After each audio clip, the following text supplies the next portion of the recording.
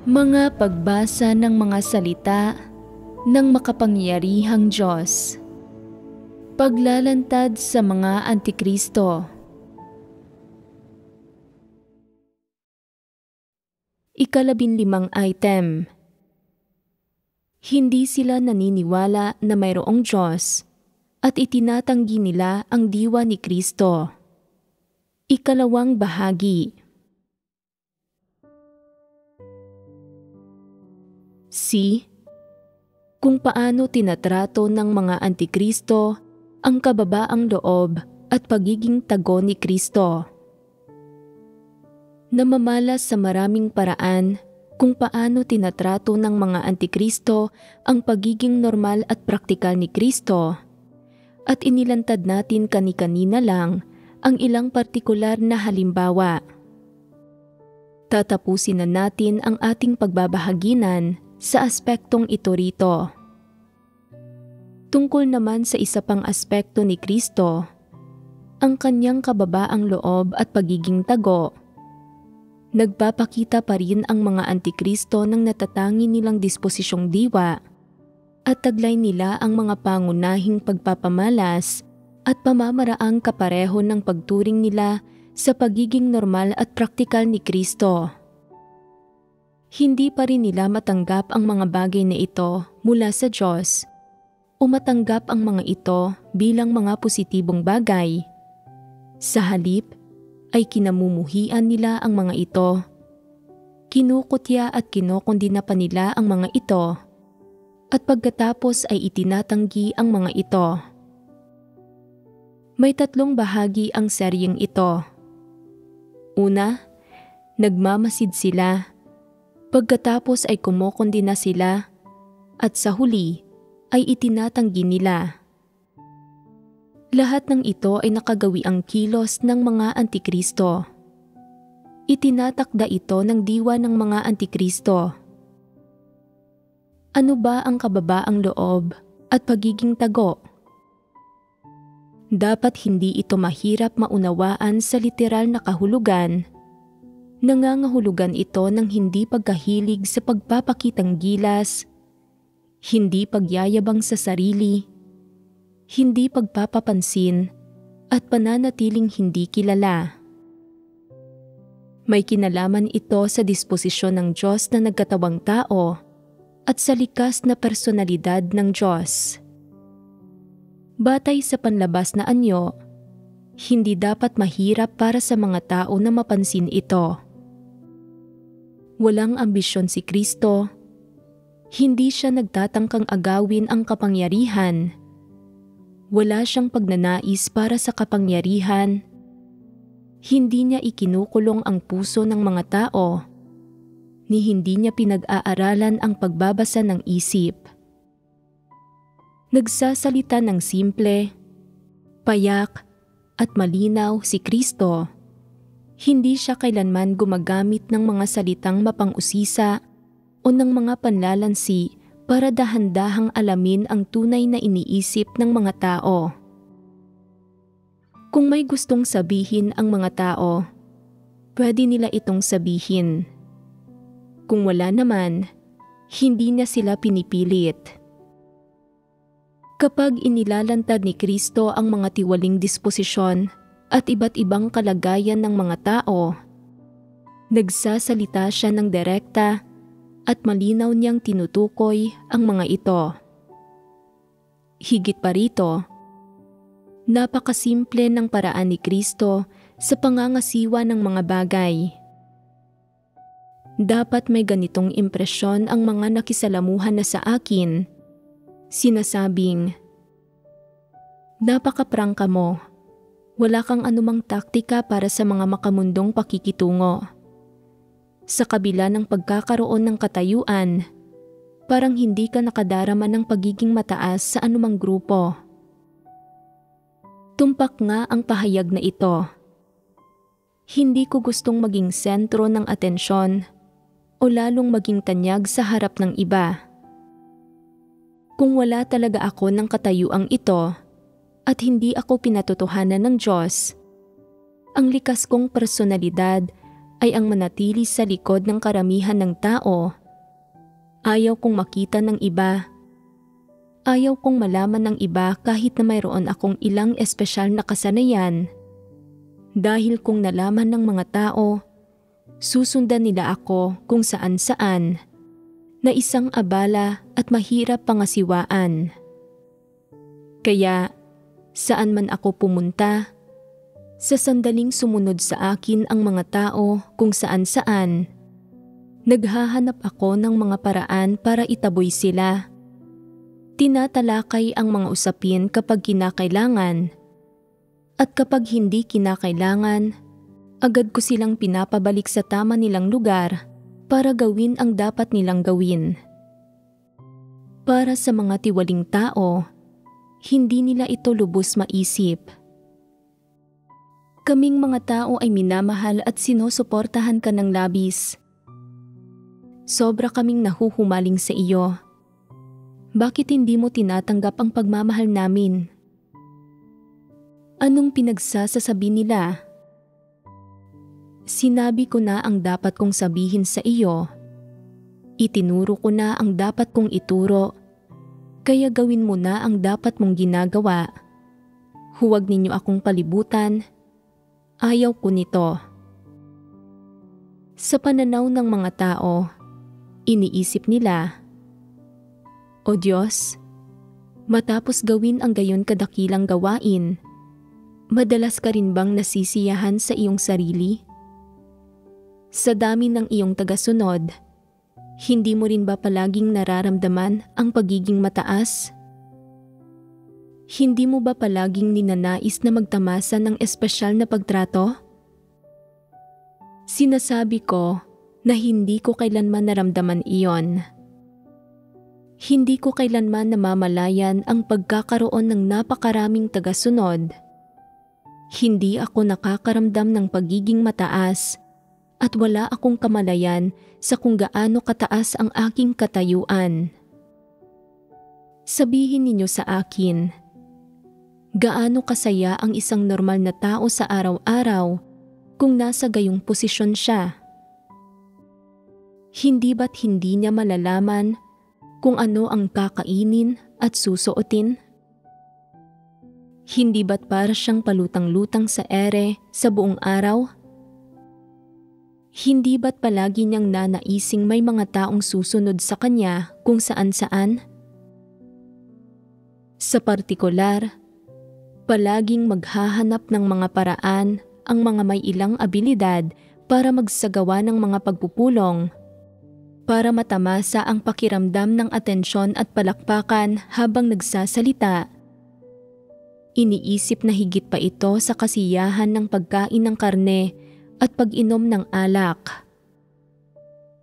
Napapaisip ako, bakit hindi ako nakararamdam ng ganoon? Bakit hindi ko nararamdaman na mabuti iyon? Bakit hindi ko gusto ang pakiramdam na iyon? Sa industriya ng musika sa mundo, ang mga may kaunting abilidad, lalo na ang mga marunong kumanta at sumayaw, ay tinatawag na mga Diyosa, Diyos, Hari ng musika, Reyna ng musika, at maging mga ama, ina, at lolo. Hindi maganda ang mga titulong ito. Bukod pa rito, hindi nasisiyahan ang ilang tao kapag tinatawag silang Xiao Wang o Xiao Li. Iniisip na ibinababa nito ang senyoridad nila, kaya naghahanap sila ng mga paraan para baguhin ang antas ng senyoridad nila, para tawagin sila ng mga tao na hari o reyna sa hinaharap. Ito ang tiwaling lahi ng tao. Ang ilang tao, pagkatapos manampalataya sa Diyos, ay sinasabing hindi dapat maging walang galang na mayabang ang mga mananampalataya tulad ng mga walang pananampalataya, na hindi sila dapat tawaging Diyos, Hari o Reyna, na dapat hindi sila napapansin at dapat silang maging mapagpakumbaba. Naniniwala sila na medyo bulgar ang direktang pagtawag sa sarili nila na mapagpakumbaba, na hindi ito sapat na maliit o mababa, kaya tinatawag nila ang sarili nila na maliit, napakaliit, alikabok, munti, at ang iba pa ay butil ng buhangin at nanometer. Hindi nila pinagtotoonan ang katotohanan, pero pinag-iisipan nila ang pagiging bulgar gamit ang mga pangalang maliit na damo, supling at maging lupa, putik, dumi at iba pa. Mas hindi kaaya-aya at mas mababa ang mga pangalang ito kaysa sa nauna. Pero mababago ba ng mga ito ang anuman? Nakikita ko na ang mga taong may ganitong mga pangalan ay napaka-arugante rin. Hindi mabuti at masasamang tao pa nga ang ilan. Hindi lamang hindi naging mas maliit o mapagpakumbaba ang mga may ganitong pangalan, kundi nananatili silang hindi magagalang na mayabang, buktot at mapaminsala. Sa unang pagkakataon na naging tao ang Diyos para gumawa sa lupa, simple at maikli ang kanyang gawain, pero kailangan at mahalagang yugto ang gawaing iyon para sa kaligtasan ng sangkatauhan. Gayunpaman, pagkatapos na ipako sa krus ang Panginoong Hesus, muli siyang nabuhay at umakyat sa langit. Hindi na siya muling nagpakita sa sangkatauhan. Bakit hindi na siya muling nagpakita sa sangkatauhan? Ito ang kababaang loob at pagiging tago ng Diyos. Ayon sa normal na lohika ng tao, naging tao ang Diyos at nagdusa ng 33.5 taon. Tiniis niya ang pagtanggi, paninirang puri, pagkondena, pang-aabuso ng sangkatauhan, at iba pa. At dapat siyang bumalik sa piling ng mga tao para tamasahin ang mga bunga ng kanyang tagumpay at kaluwalhatian, pagkatapos siyang maipako sa krus at muling nabuhay. Dapat nabuhay pa siya ng 33.5 taon pa o mas matagal pa. Tinatamasa ang pagsamba at pagtingala ng sangkatauhan sa kanya at ang katayuan at pagtrato na nararapat sa kanya. Gayunpaman, hindi ito ginawa ng Diyos. Sa yugtong ito ng gawain, tahimik at palihim na dumating ang Diyos nang walang anumang seremonya at hindi tulad ng mga tao na gustong iparamdam ang presensya nila sa tuwing mayroon silang kaunting abilidad. Hindi na naisin ng Diyos na iproklama sa mundo, "Narito ako ang Diyos mismo." Hindi nagbigkas ang Diyos ng kahit isang salitang tulad nito para sa kanyang sarili, kundi tahimik siyang ipinanganak sa isang sabsaban. Bukod sa 3 pantas na nagpunta para sambahin ang Diyos, puno ng hirap at pagdurusa ang natitirang buhay ng Panginoong Hesukristo na nagtapos lamang sa kanyang pagkapako sa krus. Naggamit ng kaluwalhatian ang Diyos at pinatawad niya ang mga kasalanan ng tao.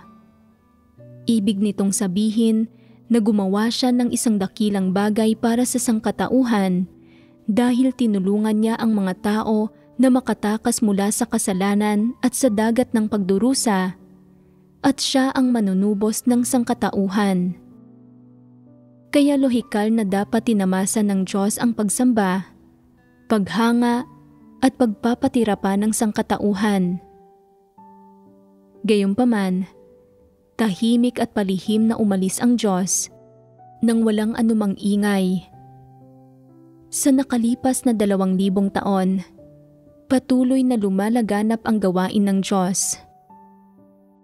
Puno ng hirap, pagdanak ng dugo, at pagkondena at paninirang puri ng buong sangkatauhan ang proseso ng pagpapalaganap na ito. Pero anuman ang saloobin ng sangkatauhan sa Diyos, patuloy siyang nagpapahayag ng katotohanan at hindi kailanman tumigil sa kanyang gawain ng pagliligtas sa tao. Bukod pa rito, sa loob ng 2,000 taong ito, hindi kailanman gumamit ang Diyos ng mga malinaw na salita para ideklara ang kanyang sarili, upang sabihin na ang Panginoong Hesus ang kanyang nagkatawang taong laman at na dapat siyang sambahin at tanggapin ng sangkatauhan. Ginagamit lang ng Diyos ang pinakasimpleng pamamaraan. Ipinapadala ang kanyang mga lingkod para ipangaral ang ebanghelyo ng kaharian ng langit sa lahat ng bansa at lugar, na nagpapahintulot sa mas maraming tao na magsisi, lumapit sa harapan ng Diyos at tanggapin ang kanyang kaligtasan, at sa gayon ay makamit ang kapatawaran sa mga kasalanan nila. Hindi kailanman gumamit ang Diyos ng anumang malabis na salita para sabihin na siya ang paparating na Mesiyas. Sa halip, pinatunayan niya sa pamamagitan ng mga katunayan na ang lahat ng kanyang ginawa ay ang gawain ng Diyos mismo, na ang pagliligtas ng Panginoong Hesus ang sariling pagliligtas ng Diyos, na ang Panginoong Hesus ang tumubos sa buong sangkatauhan at siya ang Diyos mismo. Sa kasalukuyang pagkakatawang tao, dumating ang Diyos sa piling ng mga tao sa parehong paraan at anyo. Ang pagdating ng Diyos sa laman ay isang malaking pagpapala para sa sangkatauhan, isang napakapambihirang pagkakataon, at higit pa rito, ito ang magandang kapalaran ng sangkatauhan. Pero ano ang kahulugan nito para sa Diyos mismo? Ito ang pinakamasakit na bagay. Nauunawaan ba ninyo ito? Ang diwa ng Diyos ay Diyos. Ang Diyos na nagtataglay ng pagkakakilanlan ng Diyos ay likas na walang kayabangan, at sa halip, tapat, banal at matuwid siya. Sa pagparito ng Diyos sa sangkatauhan, kailangan niyang harapin ang iba't ibang tiwaling disposisyon ng tao na nangangahulugang ang lahat ng taong nais niyang iligtas ay iyong mga kinamumuhian at kinasusuklaman niya. Walang mayabang na disposisyon, kabuktutan at panlilin lang ang Diyos. Minamahal niya ang mga positibong bagay. Matuwid at banal siya, pero isang grupo ng mga tao na kabaligtaran at kaaway ng kanyang diwa ang kanyang kinakaharap. Ano ba ang ibinibigay ng Diyos ng higit sa lahat? Ang kanyang pagmamahal, pagtitiyaga, awa at pagpaparaya. Ang pagmamahal, awa at pagpaparaya ng Diyos ang kanyang kababaang loob at pagiging tago. Iniisip ng tiwaling sangkatauhan, gumagawa ang Diyos ng napakadakilang gawain. Nakakamit niya ang napakadakilang kaluwalhatian at may kataas-taasang kapangyarihan siya sa napakaraming bagay. Kaya bakit hindi niya inaanunsyo o idinedeklara ang kanyang sarili? Para sa mga tao, parang kasing dali ito ng pagpitik ng daliri. Kapag gumagawa sila ng mabuting gawa, pinapalaki nila ito ng 10 beses. Kapag gumagawa sila ng kaunting mabuti, pinapalaki nila ito ng 2 o 3 beses. Pinapalaki ito ng walang hanggan at iniisip na kapag mas detalyado ito, mas mainam. Pero wala sa diwa ng Diyos ang mga bagay na ito. Ano man ang gawin ng Diyos, walang di umano'y mga transaksyon ng tao rito. Walang anumang gustong hilingin ang Diyos. Hindi niya hinahangad ang kabayaran gaya ng sinasabi ng tao. Walang pagnanais para sa katayuan ang Diyos, gaya ng ginagawa ng tiwaling sangkatauhan. Hindi niya sinasabi, Ako ang Diyos. Ginagawa ko ang nais ko, at anuman ang gawin ko, kailangan ninyong tandaan ang aking kabutihan. Kailangan ninyong isapuso ang mga bagay na ginagawa ko at palagi akong tandaan. Wala nang ganitong mismong uri ng diwa ang Diyos. Wala siyang ambisyon, wala siyang mayabang na disposisyon ng tiwaling sangkatauhan, at hindi niya idinedeklara ang kanyang sarili. Sinasabi ng ilan, kung hindi mo idedeklara ang iyong sarili, paano malalaman ng mga tao na ikaw ang Diyos? Paano nila makikita na mayroon kang katayuan ng Diyos? Hindi na ito kinakailangan. Ito ang kayang maisakatuparan ng diwa ng Diyos. Nagtataglay ang Diyos ng diwa ng Diyos.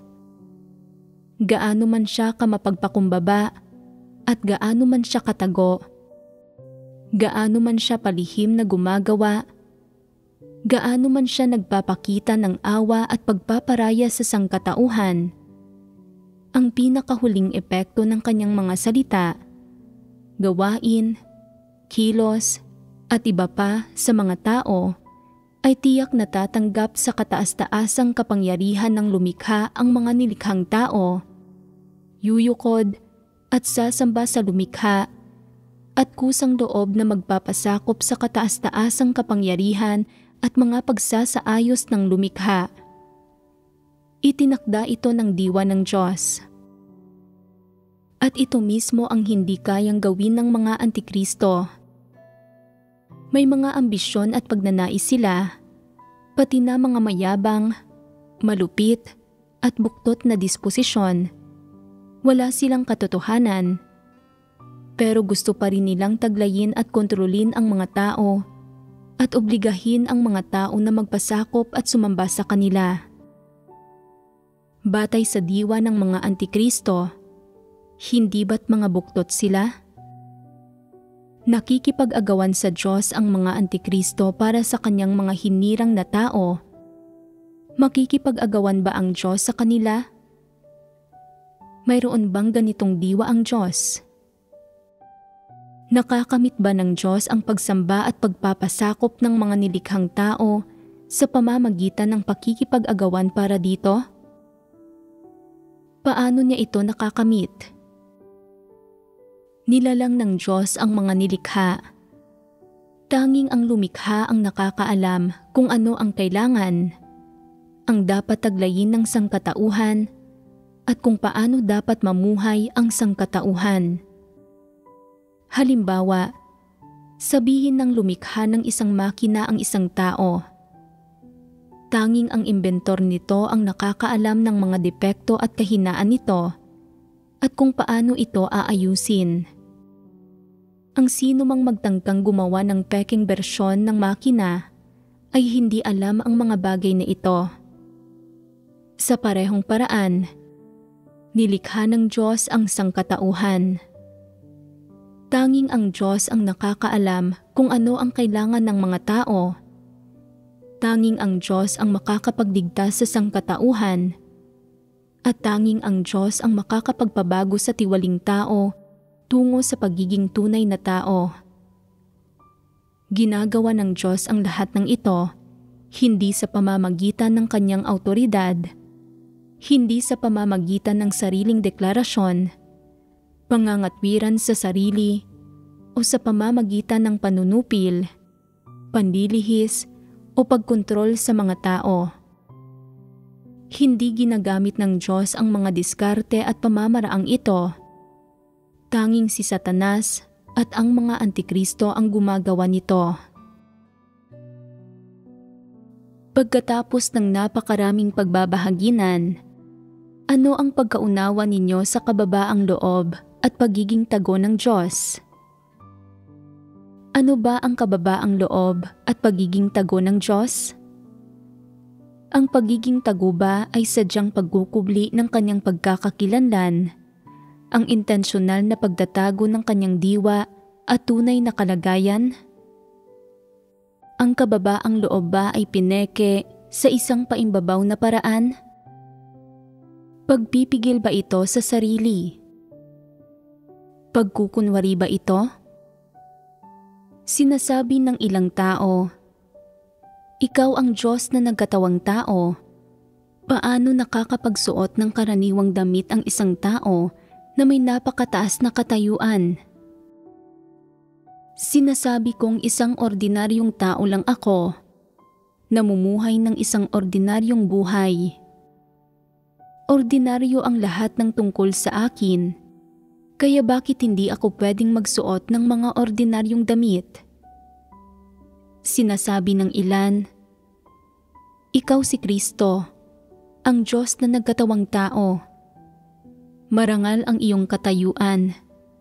Huwag mong maliitin ang iyong sarili." Sinasabi ko, anong pangmamaliit? Hindi ko minamalaki o minamaliit ang aking sarili. Ako ay kung sino ako, ginagawa ko ang dapat kong gawin, at sinasabi ko ang dapat kong sabihin. Ano ang mali roon? Parehong hindi tama ang pagmamalaki o pangmamaliit.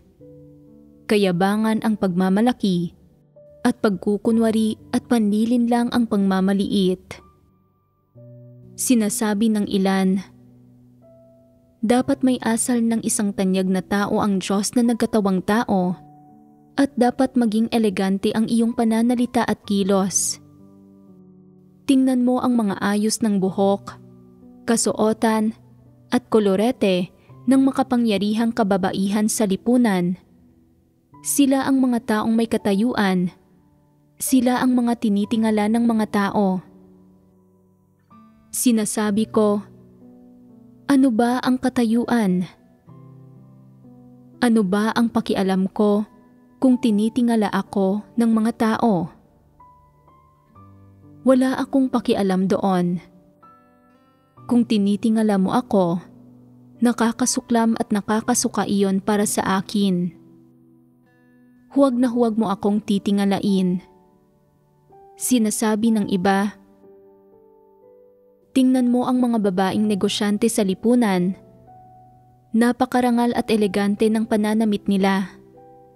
Sa isang tingin lang, makikita na makapangyarihan, elitistang personalidad sila. Bakit hindi ka matuto mula sa kanila? Bakit ko kailangang matutuhan ang isang bagay na hindi ko gusto? Nagsusuot ako ng mga damit na akma sa aking edad. Bakit ako magpapanggap? Bakit ko kailangang matuto mula sa iba? Ako ay ako. Para kanino ako magpapanggap? Hindi ba't panlilin lang iyon? Sabihin ninyo sa akin, anong uri ng wangis, hitsura, pananalita, at pag-uugali ang dapat mayroon ang Diyos na nagkatawang tao para tumugma sa kanyang pagkakakilanlan? Mayroon ba kayong mga pamantayan para dito? Siguradong mayroon. Kung wala, hindi ninyo titingnan si Kristo sa gayong paraan. Mayroon akong mga pamantayan. Lumalampas ba ang aking mga pamantayan sa saklaw ng mga katotohanang prinsipyo? Bakit palaging may mga kuro-kuro ang ilang tao tungkol sa anumang isuot o kainin ko? Palaging nagbubuod at humahatol sa akin. Hindi ba't nakakasuklam iyon? Bakit nakikita nila ako sa ganitong paraan? Sa mga mata nila, mali ang anumang gawin ni Kristo. Negatibo ang lahat ng ito. Laging may kaduda-duda rito. Napakabuktot siguro nila.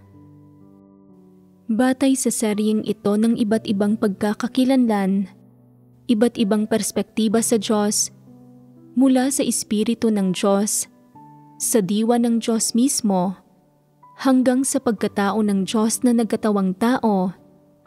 Wala sa diwa ng Diyos ang kayabangan o ang anumang ambisyon at pagnanais ni Satanas at lalong wala ang di umano'y paghahangad ng tao sa katayuan. Bukod sa diwa ng Diyos mismo, ang pinakakapansin-pansing katangiang taglay ng Diyos mula sa Espiritu ng Diyos hanggang sa kanyang nagkatawang taong laman ay ang kanyang kababaang loob at pagiging tago. Hindi peke ang kababaang loob na ito. Hindi sadyang pag-iwas ang pagiging tagong ito. Ito ang diwa ng Diyos. Ito ang Diyos mismo. Kung nasa espiritual na mundo man ang Diyos o nagkatawang tao siya bilang tao, hindi nagbabago ang kanyang diwa. Kung hindi makita ng isang tao na nagtataglay ng diwa ng Diyos ang nagkatawang tao na Kristo batay rito, anong klaseng tao siya? Wala siyang espiritual na pangunawa, isa siyang hindi mananampalataya.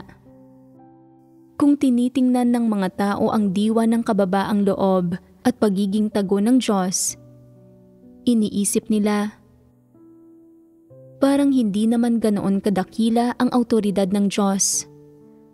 Parang hindi masyadong kapanipaniwala ang pagsasabi na ang Diyos ay makapangyarihan sa lahat. Mas ligtas na sabihing makapangyarihan ang Diyos. Dahil wala siyang gayong kalaking awtoridad, paano siya magkakaroon ng kataas-taasang kapangyarihan sa sangkatauhan? Dahil hindi niya ipinapakita kailanman ang katayuan at pagkakakilanlan ng Diyos, kaya ba niyang talunin si Satanas? Sinasabing may karunungan ang Diyos. Kaya ba ng karunungan na pagpasyahan ang lahat ng bagay? Alin ang mas dakila? Ang karunungan o ang pagkamakapangyarihan sa lahat? Kaya bang maapektuhan ng karunungan ang pagkamakapangyarihan sa lahat? Kaya bang impluwensyahan ng karunungan ang pagkamakapangyarihan sa lahat? Pinag-iisipan ito ng mga tao, pero hindi nila ito kayang makilatis o maunawaan. Nagkikimkim ng mga pagdududa ang ilang tao sa puso nila, at pagkatapos ay unti-unti nila itong pinoproseso. Patuloy silang naghahanap at sumusubok na maunawaan ang usaping ito sa pamamagitan ng mga karanasan nila, at hindi nila namamalayang nagkakaroon sila ng ilang pandaman na kaalaman. Ang mga antikristo lang, matapos pagdudahan ang lahat ng aspekto ng diwa ng Diyos, ang lahat ng pagpapamalas na ito, at lahat ng kanyang kilos, ang hindi lamang nabibigong maunawaan na kababaang loob at pagiging tago ito ng Diyos, na ito ang kaibig-ibig sa Diyos, kundi sa kabaligtaran ay nagkakaroon sila ng mas maraming pagdududa tungkol sa Diyos at ng mas matinding pagkondena sa Diyos. Pinagdududahan nila ang kataas-taasang kapangyarihan ng Diyos sa lahat ng bagay. Pinagdududahan nila na kayang talunin ng Diyos si Satanas. Pinagdududahan nila na kayang iligtas ng Diyos ang sangkatauhan. Pinagdududahan nila na maisa sa katuparan ang 6,000 taong plano ng pamamahala ng Diyos. At higit pa rito, pinagdududahan nila ang katunayang ibubunyag ng Diyos ang kanyang sarili sa di mabilang na mga tao sa kanyang kaluwalhatian. Matapos pagdudahan ang mga bagay na ito, anong ginagawa nila? Itinatanggi nila ang mga bagay na ito. Kaya, sinasabi ng mga antikristo, walang kabuluhan ang kababaang loob at pagiging tago ni Kristo. Hindi karapat-dapat na purihin o itaas ang mga ito, at hindi diwa ng Diyos ang mga ito. Hindi mga bagay na taglay ng Diyos ang gayong kababaang loob at pagiging tago. Mga pagpapamalas ng kawalan ng kakayahan ni Kristo ang kanyang kababaang loob at pagiging tago.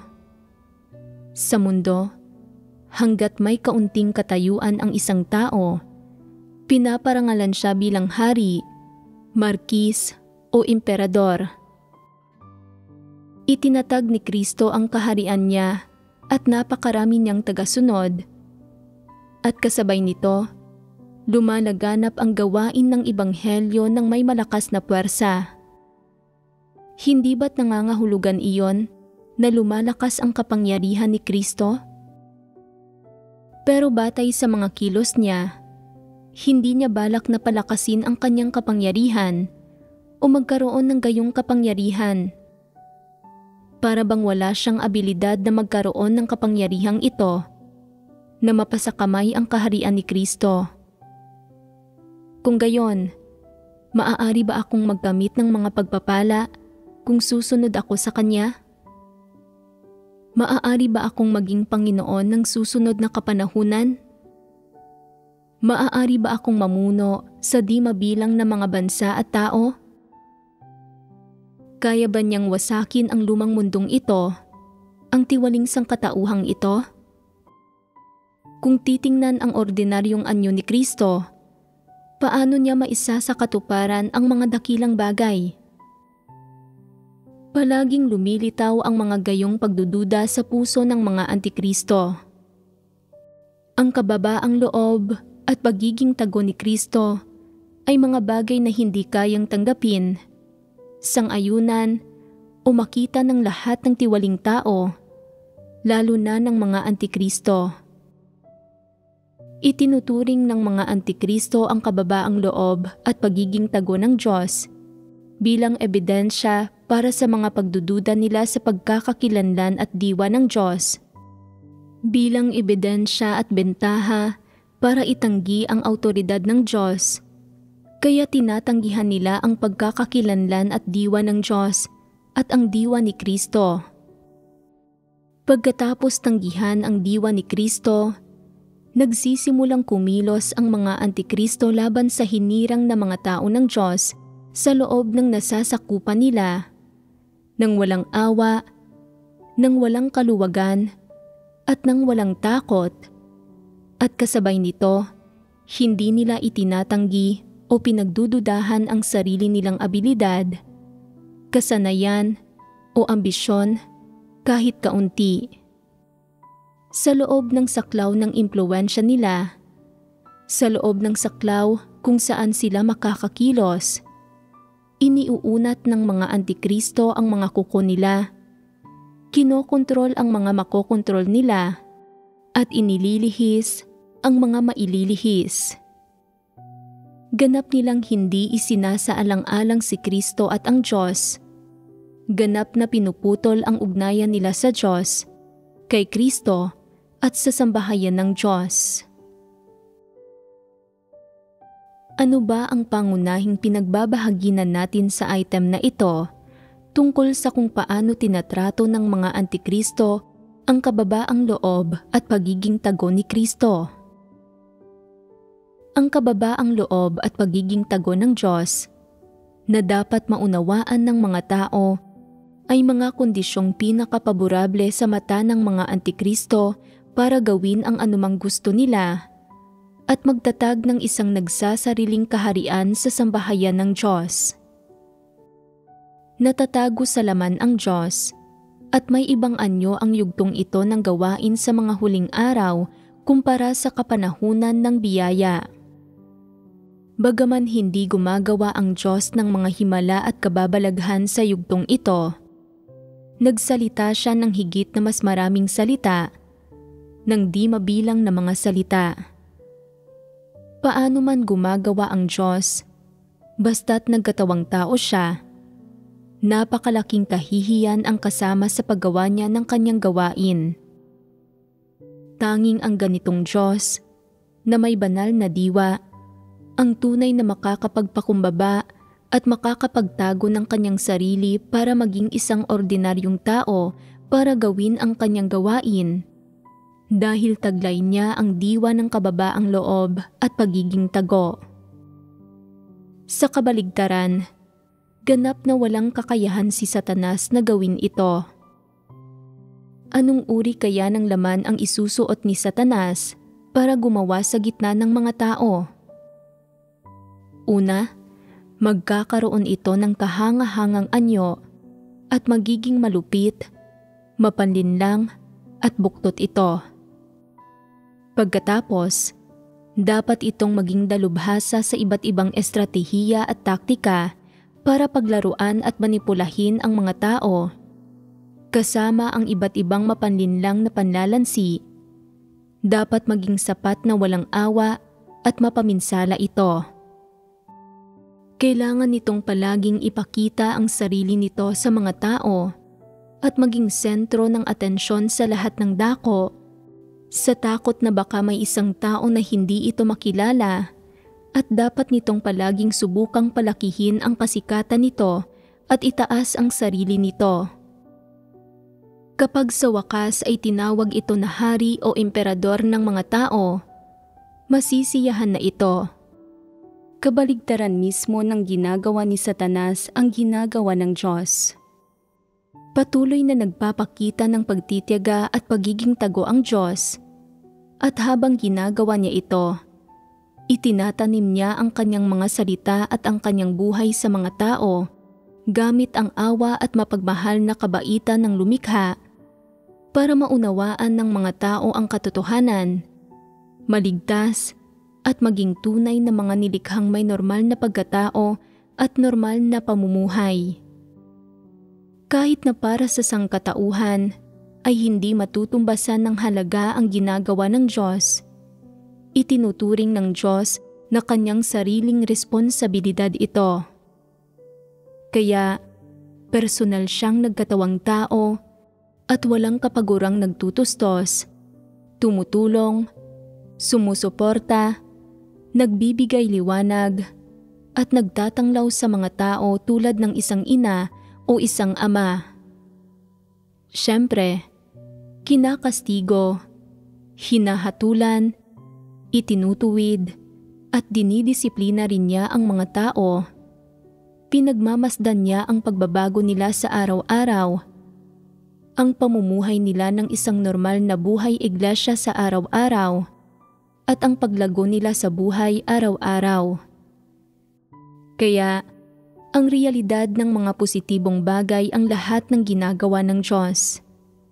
Sa gitna ng sangkatauhan, pinupuri ng mga tao ang mga halagang ibinayad ng Diyos, ang kanyang dakilang kapangyarihan at ang kanyang kaluwalhatian. Pero sa mga salita ng Diyos, kailan ba niya sinabi sa mga tao, "Ginawa ko ito at iyon para sa sangkatauhan. Nagsakripisyo ako ng husto. Dapat akong purihin at itaas ng mga tao." Mayroon bang mga gayong hinihingi ang Diyos sa sangkatauhan? Wala. Ito ang Diyos mismo. Hindi kailanman gumamit ng mga kondisyon ang Diyos para makipagpalitan sa mga tao. Sinasabing, "Inilagay ko si Kristo kasama ninyo. Dapat ninyo siyang tratuhin ng mabuti. Makinig kayo sa kanyang mga salita. Magpasakop kayo sa kanya at sumunod sa kanya. Huwag magdulot ng mga kaguluhan o pagkagambala. Gawin ang anumang iniuutos niya sa inyo. Kung paano niya ito ipinapagawa sa inyo, at kapag naisakatuparan na ang lahat, mapaparangalan kayong lahat." Kahit kailan ba ay sinabi ng Diyos ang gayong bagay?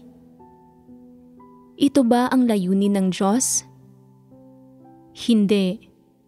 Sa kabaligtaran, ang mga antikristo ang laging sumusubok na gumamit ng iba't ibang paraan para akitin, pigilin, kontrolin at mapangibabawan ang lahat tungkol sa mga tao para iwanan ng mga tao ang Diyos at lumapit sila sa mga antikristo.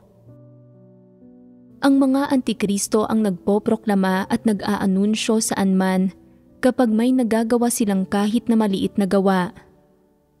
Hindi lang nila hindi kayang maunawaan, tanggapin, purihin o itaas ang kababaang loob at pagiging tago ng Diyos, kundi hinahamak at nilalapastangan din nila ang mga bagay na ito. Itinatakda ito ng disposisyong diwa ng mga antikristo. Ngayon, Nagbahaginan tayo tungkol sa tatlong pagpapamalas kung paano itinatanggi ng mga Antikristo ang diwa ni Kristo. Dito na natin tatapusin ang ating pagbabahaginan. May mga tanong ba kayo? Wala. Sige, paalam.